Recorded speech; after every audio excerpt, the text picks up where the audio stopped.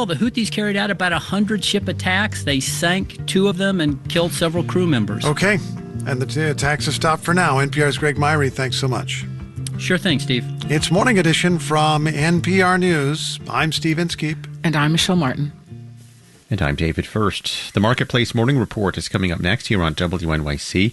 And later on Morning Edition, as New Orleans prepares to host the Super Bowl, state authorities have moved people from homeless encampments near the stadium to a temporary shelter in a warehouse. Advocates are not happy with how it went down. They were separated from their belongings. People's belongings were brought separately from them, and many people have not yet been able to access their belongings. That story coming up next hour.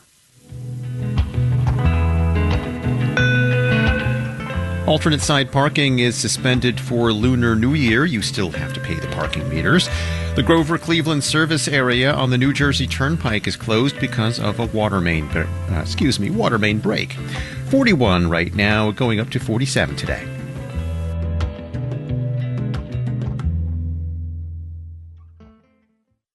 WNYC is supported by Intrepid Travel, a B Corp offering small group trips guided by local experts. Travelers can see the Tuscan countryside by bike, share tea with a Berber family in Morocco, or cook with locals at a Costa Rican farm stay. Learn more at intrepidtravel.com. East New York was once a prospering and diverse neighborhood where people moved to raise families, but it would become one of Brooklyn's most dangerous. Now, a new book says the roots of that transformation can be found in white-collar crime. Coming up on the next All of It, we'll talk about it with Stacey Horn, the author of The Killing Fields of East New York.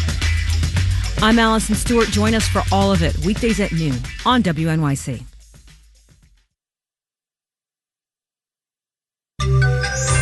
Consumers are getting worried. Marketplace Morning Report is supported by Rubrik, dedicated to giving businesses the power to bounce back fast when cyber attacks target the cloud. More at Rubrik.com.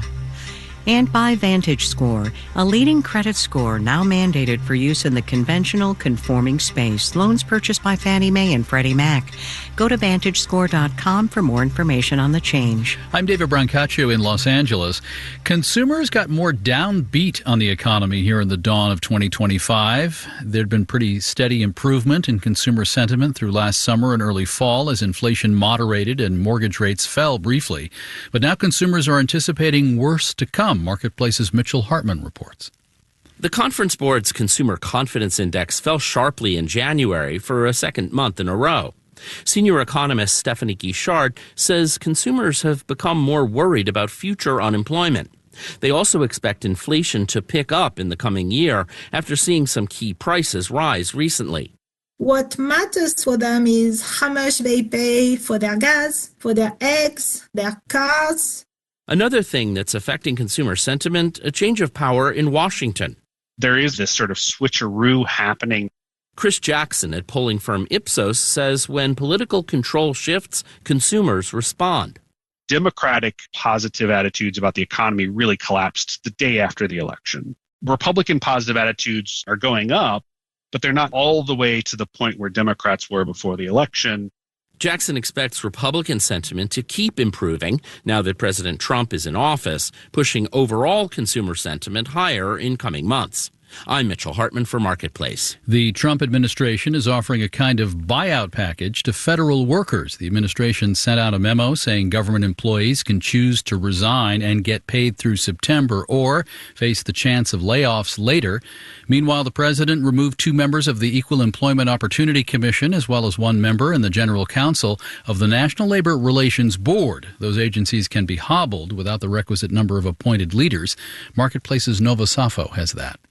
President Trump fired Jocelyn Samuels and Charlotte Burrows, who were serving terms on the Equal Employment Opportunity Commission, which weren't set to expire until next year at the earliest.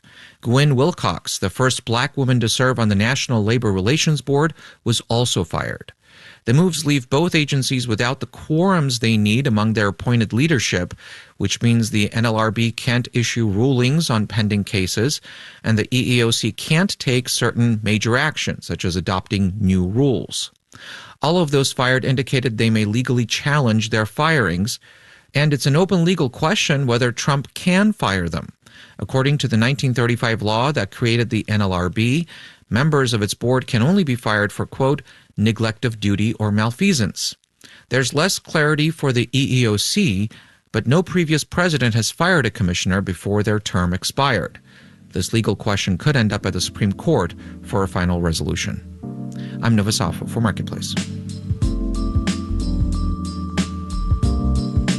Marketplace Morning Report is supported by Progressive Insurance. Progressive is looking for individuals who want to join an inclusive and unique culture. More information, including application, at progressive.com/careers.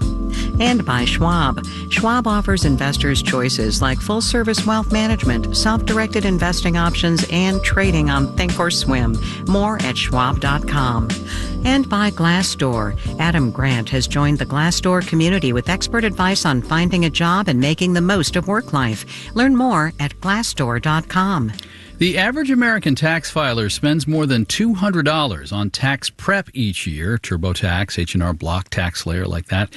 The IRS has been piloting a system to go around the intermediaries. Now in its second year, Direct File is free and is available to more of the country. Daniel Ackerman has that. I'm going to go out on a limb here and say you probably don't love tax season as much as this guy. I actually had my bachelor party on April 15th, which is tax day. I look forward to taxes. Jeremy Berefriend is a professor of tax law at George Washington University. He says the idea behind Direct File is simple. We all are obligated to pay, and it's a bit silly that somehow we would have to go then to a private company to actually perform that legal and civic duty.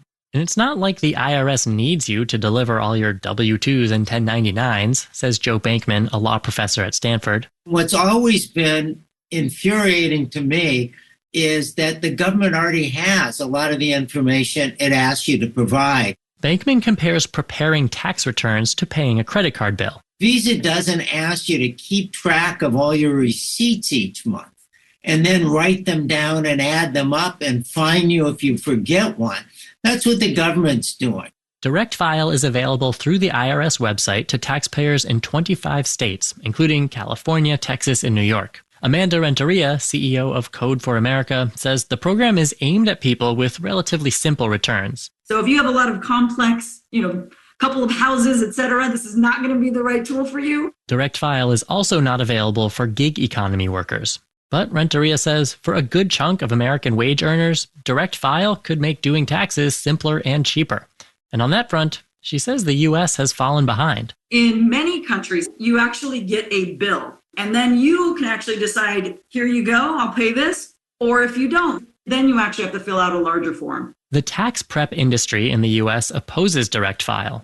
In a statement to Marketplace, Intuit, the maker of TurboTax, said that, quote, free tax preparation has been available to every American taxpayer for years. And it's true, there are services offering free online tax prep, but, says Jeremy Berefriend of George Washington University, usually that tax filing interaction ends up being an opportunity for upselling. In his confirmation hearings this month, Treasury Secretary Scott Bessent committed to keeping Direct File up and running this year, but made no promises beyond that. I'm Daniel Ackerman for Marketplace. Stock prices have calmed after the shock of the news that a China-based artificial intelligence company, DeepSeek, has apparently figured out how to do decent ChatGPT-style work on the cheap with radically fewer microchips. The NASDAQ market, where a lot of tech stocks live, went up 2% yesterday, and NASDAQ futures are up another 0.4% right now. Bloomberg News is reporting today that Microsoft is looking into evidence that DeepSeek may have swiped some of U.S. AI leader OpenAI's intellectual property, but that doesn't change the sense that DeepSeek's system works all right.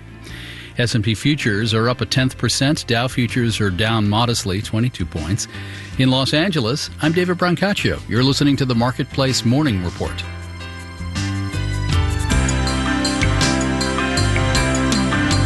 From APM, American Public Media.